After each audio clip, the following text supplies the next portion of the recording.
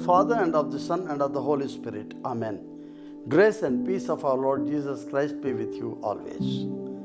Friends, I greet you all in the most precious name of our common Lord Jesus Christ.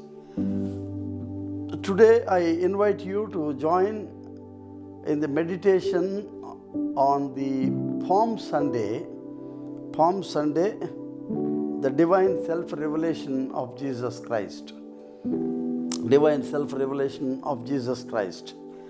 I would like to read this small passage from the Gospel according to St. Matthew, chapter 21.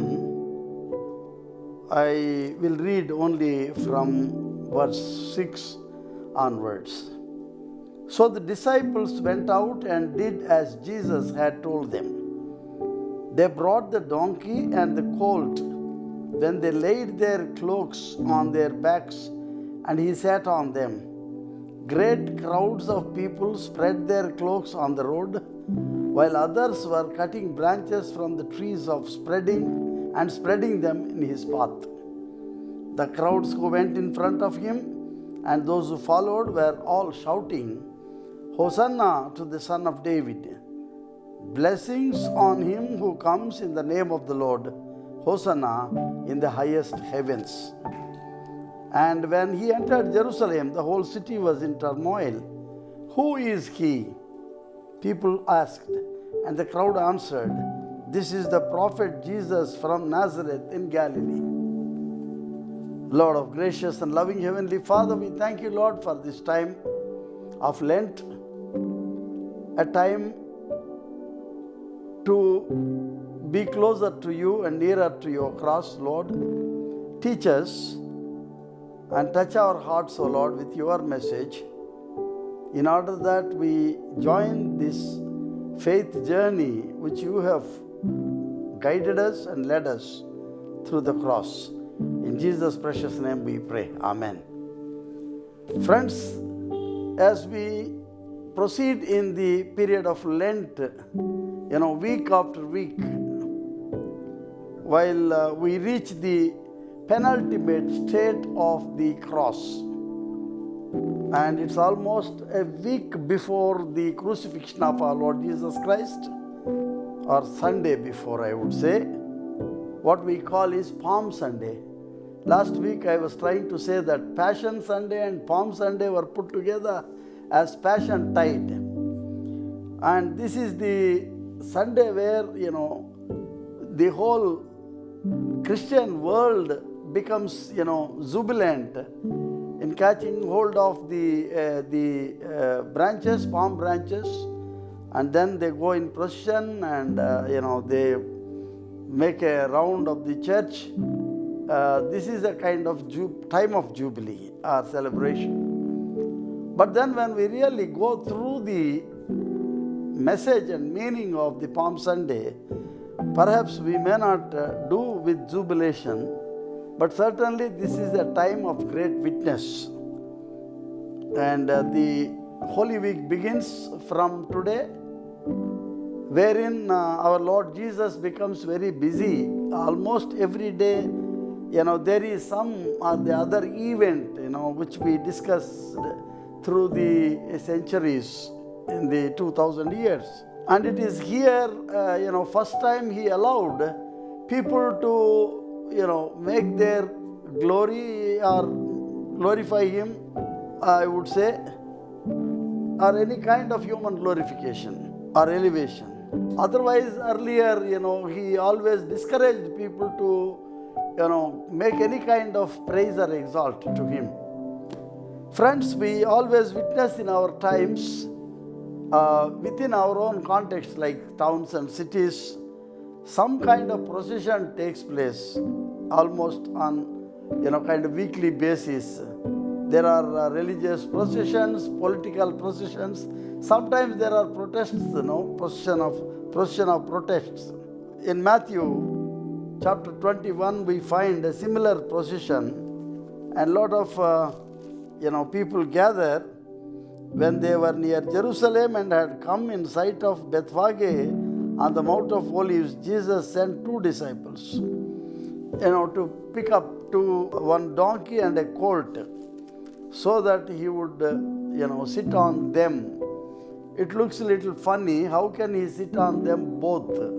Matthew, with a little excitement and, exaggeration, he always puts two. Other Gospels speak about one blind beggar, and Matthew puts two blind men. And in this case here, one donkey in other Gospels, here he has added one colt also. But this is only out of his anxiety to show Jesus, and he belonged to the same place like Nazareth. However, whatever it is, that Jesus was, taking a great crowd of people who are spreading cloaks on the road, and, others are cutting the palm branches and laying, in front of the donkey. Well, what does it mean whether the people really accept it? There are, variety of minds there. There is a group of people who are always watching Jesus, like Herodians, the spies of the king.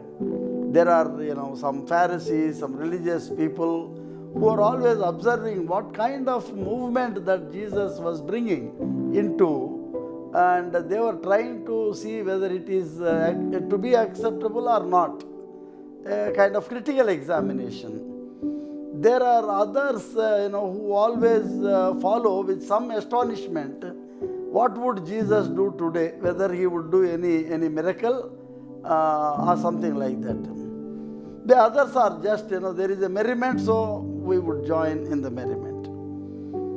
In the book of Exodus, always it is mentioned that in the month of Nisan, the Paschal lamb has to be selected in this month, and after 4 days, the lamb would be sacrificed. So we must observe really that the gospel writers are taking our Lord as the Lamb of God. Lamb of God was coming into the city 4 days before exactly Good Friday, the day he was to be sacrificed like Paschal lamb. Well, this we have been hearing for centuries. Jesus spent his last days for his Sabbath in Bethany, where, Beit Anim. Anim is poor. Beit Anim is the people of poverty, or the poor people living ghettos. And besides the celebration of Pascha, there are people who are coming also with a special interest that, it was Jesus who raised Lazarus from the dead. So, certainly this is an, extraordinary kind of act that Jesus performed, so they want to see him. My first observation in this crowd is that, the paradox of the king. However, they were praising him, the kind like a king. Hosanna, save us, the Hebrew meaning of it is save us. So when they were shouting at the king, on one hand, Jesus was sovereign Lord, all the time talked about his Father's kingdom. That's why even in the Lord's Prayer he says, let your kingdom come. And on the other hand, there was a kind of empty-handedness. It's a kind of combination of divinity and dependency, a combination of possession and poverty. Whatever you ask, my Father through me, my Father will give you. But here, Jesus, he lives in the earthly abode, always depending on something else. He did not have a house to be born, and he was born in a manger, somebody's manger, at the outskirts, and he borrowed a boat always, from the fishermen, either to preach the gospel or to cross the river, the Sea of Galilee. And he always borrowed something or the other. He borrowed even barley and fish from a small boy to multiply it and to feed the 5,000 people. And he borrows upper room to celebrate the Pascha Surprisingly, a cross which was made for actually Barabbas. There was a choice when Pilate asked, "Whom should I let, loose?" They said, no Barabbas, but only they want Jesus to be crucified and let Barabbas go free. Therefore, the cross that was made for him, and that was borrowed for Jesus. And then, ultimately, the grave, Arimathea Joseph, his own grave, he donated or gave it to Jesus in order that his body be buried there.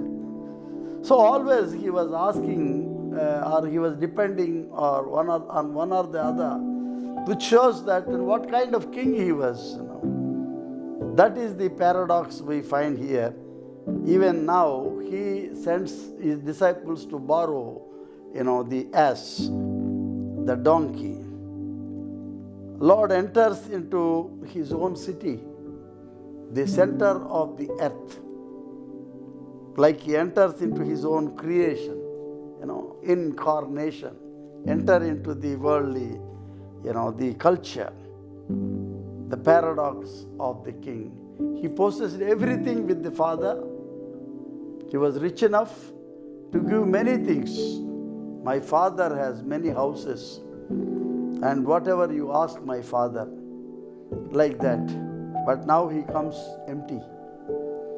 The second observation is, of course, it is purely a divine self-revelation. Earlier, at the time of baptism, the Holy Spirit descends upon him in the form of dove. This is my beloved Son. A voice came, a divine attestation. At Transfiguration, he took 3 disciples, Peter, James, and John. And there they heard the voice of God. Again, this is my beloved Son. Again, divine attestation. And now, when Lord was in the procession, it is the divine self-revelation that how when people were exalting him, and he accepts it. He accepts it. And it's no more a messianic secret anymore. In the Gospel according to Matthew chapter 16, verse 20, he tells his disciples with strict orders not to tell anyone that he was the Messiah. Why? He came after all as a Messiah into this world, but he did not want immediately that should be revealed. When he raised the daughter of Jairus from the dead, he gave strict orders to let no one to hear about it. In Mark chapter 5 and verse 43. After revealing the glory of his divinity at Transfiguration, in Mark 9th chapter, verse 8 follow, he enjoined them not to tell anyone what they had seen until the Son of Man had risen from the dead. Sometimes we feel that what is the use of telling after his death? It should have been revealed while he was still alive. Such kind of anxiety comes only when we want to seek glory or power or authority. But Jesus came not for those things. Ultimately, the truth will be revealed. Therefore, he ordered strictly not to reveal that he was Messiah. Sometimes when his relatives asked him, when you are doing all kinds of miracles, why don't you go to Jerusalem and publicly astound to festival with miracles? And he said the right time for him, or the right time was not kind of ripe. In John 7, he says, the right time for me has not yet come. But now, Jesus enters into a time which he says in Greek, ora, the hour has come. The hour has come. Now Jesus allows the crowd to shout and acclaim, the glory. The Zechariah's prophecy is now fulfilled. In Zechariah, it is quoted in Matthew chapter 21, verse 5. Tell the daughter of Zion, here is your king who comes to you in gentleness, riding on an ass. Yes, the king is coming. My third observation is, cosmic Lord. Jesus appears to be cosmic Lord. The religious leaders followed him, and then they were questioning him in Luke 19th chapter. Then why they are shouting and why are you not discouraging them? Perhaps they were thinking that Jesus was approaching Jerusalem for a kind of revolution or a protest. Though you must tell before it becomes a charge on him as a traitor. Discourage your disciples. But Jesus said in verse 40 of chapter 19, as he drew near and came in sight of the city, he shed tears over it. Tears over it. And then he says, if I tell you, if these people keep quiet, the stones will cry out. The stones will cry out, which means the whole creation is geared up to discover and to receive the King, the Son of God. In Luke 8 chapter verse 23, when Jesus was passing through or sailing in Sea of Galilee, there was a big storm. And Jesus' disciples were so much afraid. Then Jesus rebuked the wind and the rough water, and they subdued, and it was calm again. They thought among themselves, who could he be? Who could he be? Even in the procession, when they were all shouting, Hosanna, Son of David, and these religious people were thinking that who could he be? And who is Jesus? A Christological question. Who Jesus is? Jesus is the Lord, anointed one, Messiah, sent by God into this creation, but then with an adjective is accessibility to the common people. Mark always uses one Greek word, oklos. Oklos is people of all common folks, they are ordinary multitudes everywhere you find in the society. They don't have a recognition, they don't have any identity. There are doctors, there are lawyers, there are priests, high priests. But here are the people who do not have any designation. Jesus was always with these ordinary folks. God who came as accessible one. Then the cosmic Lord comes with peace. Always the branches of palms, they symbolize the peace that was to come to the people of God. It reminds us of the angelic carols where at the time of the birth of Jesus, they are singing that, the glory to God in the highest and peace to all those who believe on earth, those who are beloved of God on earth. Peace. Peace those who believe in Jesus. The cosmic Lord comes with peace. In Isaiah chapter 9, the titles that were given to the Lord who was to come. And one of the very predominant titles was, the Prince of Peace, the source of peace, the authority of peace, or the designer of peace. Shalom, salam. Only God alone can give that peace. The perfect integrity in the creation is peace. Palm branches symbolize that peace. Peace I leave with you. Peace I give unto you. Lord Jesus always said, particularly before the departure, he was trying to tell his disciples for them to understand. Peace I leave with. Friends, here is a paradoxical scene that he appears to be, the King of Kings coming into this city, or he appears to be a leader bringing, people behind him in the procession. When you really see this, and he had nothing to do with this procession. He was always alone in his earthly abode. When he was born, he was always alone, there outskirts.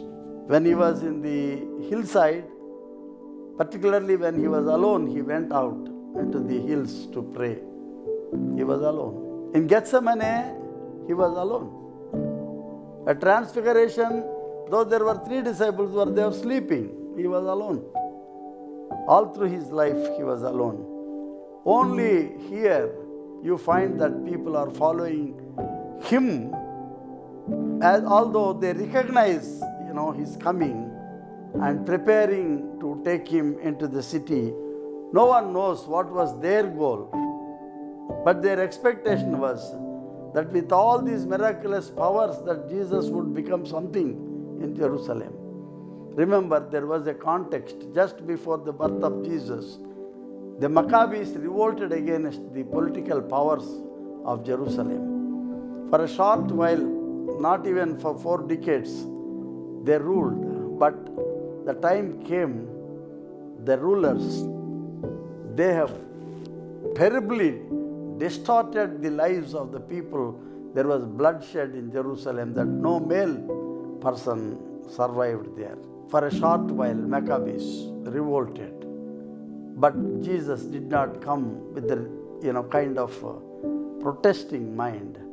No doubt, he always in his conversations, in his preaching, he talked about the whitewashed tombs and all kinds of the corruption of the leaders. But he never pointed out anything personally. And his main purpose of coming into this world is only towards cross. The procession towards cross. He already began to see the shadow of cross. He had nothing to do with the jubilation what people were making.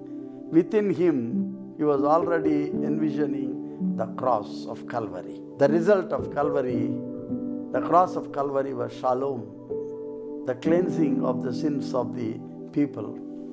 It is in this context we should look at the Palm Sunday. It is okay for a short while. Probably the Christians would like to enjoy sometimes. Okay, we also have a celebration to make. But ultimately, Jesus comes into this world only to empty himself, assuming the condition of a slave, and became, empty, humbled himself to accept the death on the cross. That is the goal, that is the purpose, and that is the path of this way of cross that Jesus has embraced. But all through his life, earthly abode, he lived in the midst of people. So again, there is nothing strange, for having people around him. And there are many stories built around his passing through this way. There are many people who were healed, many people who touched him. But the Prince of Peace, he remains an eternal sign of peace in the world. The Palm Sunday is, today we take the palms into our hand and we go to the church, make a procession there, and perhaps it's not just a kind of jubilation as we think of the worldly meaning of jubilation. Yes, we are Christians following Jesus. Certainly we do have a sense of jubilation because of the victory of cross. Though it is vulnerability, you can see the defeatability of the cross, but at the end of this experience of the defeat, you have the triumph of the cross. Perhaps that is the reason why you take a palm branch and say, "Hurrah, Hosanna, save us, Lord Jesus." Shall we all join in this very meaningful procession? But just exactly a few days before the cross, this is very meaningful. Our way is very clear that we need to encounter the tribulation or suffering, humiliation or oppression. And only beyond the cross you are going to accept and take the victory. Until such time, like Lord Jesus, though they were all shouting in the midst of such a big noise, Jesus was silent. His silence was mystical. Silence was mysterious. And it talks many, many stories.